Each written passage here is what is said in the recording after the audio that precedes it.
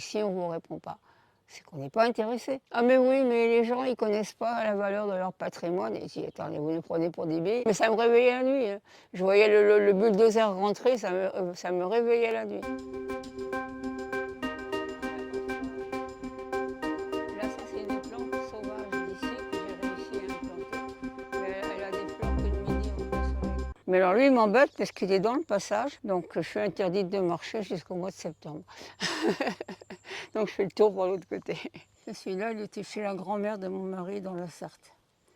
Donc je le promène avec moi depuis les années 70. L'hortensia? Ouais, depuis 10 ans, presque 10 ans maintenant. Je reçois régulièrement des courriers adressés personnellement, me proposant des beaux projets immobiliers. Et là, la première fois, j'ai bondi, je me suis mise en colère. Et puis bon, je ne répondais pas. Puis il y en a un qui a insisté. Un jour, j'ai répondu, j'ai dit, écoutez, si on ne vous répond pas, c'est qu'on n'est pas intéressé.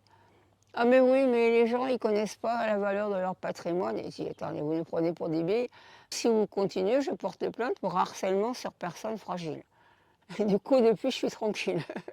Je ne sais pas s'il a passé le mot ou quoi, mais... ou s'ils savent que c'est une ORE et qu'ils n'ont aucune chance. Couillon, t'as perdu ta pomme. C'est pas vrai. Et tu sais combien de plantes Non, je ne sais pas. Je sais combien j'en ai perdu, beaucoup.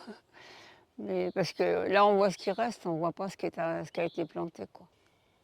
Je m'étais dit, bon, je ne serai pas éternelle. Je dis, comment je peux sauver cet espace, sachant que mon fils, ça ne l'intéresse pas, puisqu'il est à Lyon, il a sa maison, et ce n'est pas sa maison de naissance. Donc, je dis, bon, il va vendre à un lotisseur, forcément, parce qu'il n'attendra pas qu'il y ait un particulier qui s'intéresse.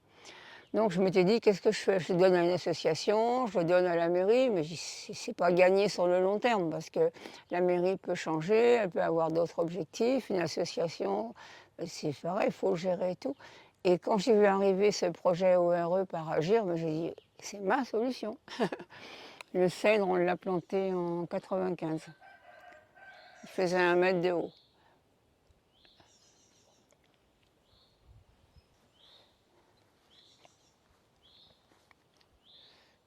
L'ORE, c'est un contrat qui est signé chez notaire.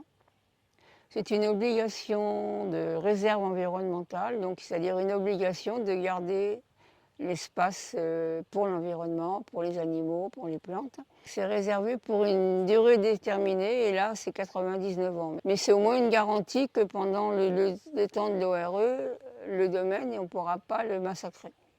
Et ça, c'est garanti par des écologues et par l'association. Alors si je revends, ben, la personne, elle le prend en l'état et elle s'engage à le garder en l'état. Ça n'empêche pas de continuer à faire du potager, ça n'empêche pas à rajouter des plantes, mais pas couper les arbres comme des fous, par exemple, ou des choses comme ça, quoi. Ça évite surtout de le massacrer, quoi, de vendre à un lotisseur qui fasse du béton dessus. Et aujourd'hui, comment tu te sens depuis que l'ORE a été prononcée? Je suis libérée, là. Là, je suis libérée, je suis tranquille. Je sais qu'après moi, ça continuera.